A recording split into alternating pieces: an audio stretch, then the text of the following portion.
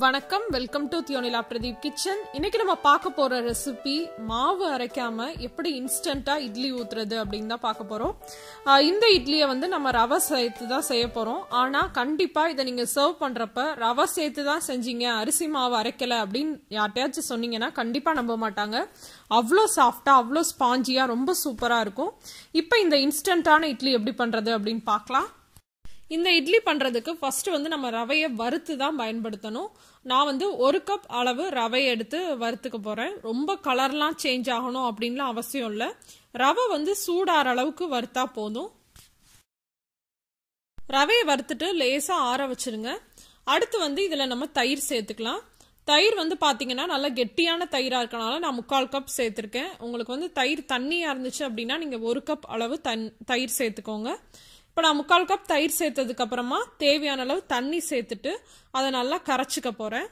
நல்லா மாவு ட்ரையா இல்லாம எல்லா சைடும் தயிரும் தண்ணியும் நல்லா மிக்ஸ் ஆகிற மாதிரி நல்லா கலந்து விட்டுக்கோங்க. தேவையான அளவு உப்பு சேர்த்துட்டு அதுக்கப்புறமா நம்ம கலந்து விட்டுக்கலாம். இந்த மாதிரி நல்லா கலந்ததுக்கு அப்புறமா அதை மூடி வச்சு ஒரு 20 நிமிஷத்துக்கு அப்படியே ஊற வச்சிடலாம். இந்த மாதிரி பண்றப்பதான் தயிர் ரவையை ரொம்ப சாஃப்ட் ஆக்கிரும். அப்போ இட்லியும் நல்லா சாஃப்டா வரும். இப்போ ரவை ஊறிட்டு இருக்க சமயத்துல நம்ம இட்லி தட்டுல எல்லாம் எண்ணெய் தடவி வச்சிடலாம். லேசா எண்ணெய் தடவி நல்லா ஸ்ப்ரெட் பண்ணி விட்டுருங்க. அப்பதான் இட்லி எடுக்கிறப்ப ஒட்டாம வரும். இப்ப 20 நிமிஷம் ஆயிடுச்சு. 20 நிமிஷத்துக்கு அப்புறமா ரவை எல்லாம் நல்லா ஊறி இருக்கு.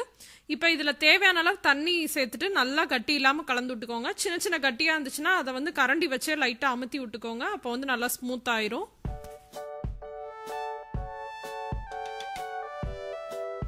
நல்லா கலந்து விட்டு இந்த மாதிரி இட்லி மாவு பதத்துக்கு வந்ததுக்கு அப்புறமா ஒரு 1/2 டீஸ்பூன் அளவு பேக்கிங் சோடா சேர்த்துக்கோங்க. இந்த சோடாவை நான் எப்பயுமே தண்ணியில லைட்டா கரைச்சிட்டு தான் சேர்ப்பேன். அப்பதான் ஈவனா எல்லா இடத்துலயும் ஈஸியா ஸ்ப்ரெட் ஆகும். அன்னைக்கு மறந்துட்டேன். நீங்க லைட்டா ஒரு கரண்டி அளவு தண்ணியில கரைச்சிட்டு அப்புறம் சேர்த்துக்கோங்க. சேர்த்துட்டு சோடா சேர்த்ததுக்கு அப்புறமா ரொம்ப அழுத்தி கிண்டக்கூடாது. மெதுவா கிளறி விட்டுக்கோங்க. கிளறி விட்டதுக்கு அப்புறமா நம்ம இட்லி தட்டுல இட்லி மாதிரி ஊத்த ஆரம்பிச்சிடலாம். எல்லா இட்லியையும் இந்த மாதிரி இட்லி தட்டுல ஊத்துனதுக்கு அப்புறமா நம்ம இதை ஆவியில வேக வச்சிடலாம். நான் ஏற்கனவே இட்லி பாத்திரத்துல தண்ணி சுட வச்சிருக்கேன். அது நல்லா கொதிச்சதுக்கு அப்புறமா இந்த நம்ம ஊத்தி வச்சிருக்கோம் இல்லையா, இந்த இட்லி தட்டுகள் எல்லாம் அதுக்குள்ள வச்சு ஒரு 15 நிமிஷம் ஆவியில வேக வச்சு எடுத்துடலாம். இப்ப 15 நிமிஷத்துக்கு அப்புறமா இட்லி எல்லாம் நல்லா சாஃப்டா சூப்பரா வெந்திருக்கு. இப்ப இதை நம்ம இட்லி பிளேட்ல இருந்து எடுத்து நம்ம தட்டுல சர்வ் பண்ணிடலாம். இட்லி ரொம்ப சூப்பரா ரொம்ப சாஃப்டா இருக்குங்க. இந்த இட்லி கூட பாத்தீங்கன்னா நல்லா காரசாரமா கார சட்னி, அப்புறம் வெங்காயம் தக்காளி சட்னி இதெல்லாம் ரொம்ப சூப்பரா இருக்கும். இப்ப இந்த இட்லியை நான் எப்படி இருக்கு அப்படின்னு பிச்சு காட்டுறேன்.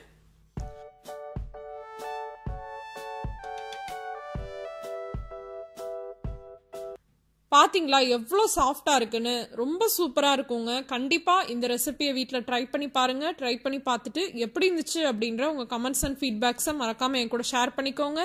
இந்த ரெசிபி உங்களுக்கு பிடிச்சிருந்துச்சுன்னா லைக் பண்ணுங்க, உங்க ஃப்ரெண்ட்ஸ் கூட ஷேர் பண்ணுங்க. இன்னொரு இன்ட்ரெஸ்டிங்கான இன்னோவேட்டிவான ரெசிபியோட உங்க எல்லாரையும் சந்திக்கிறேன்.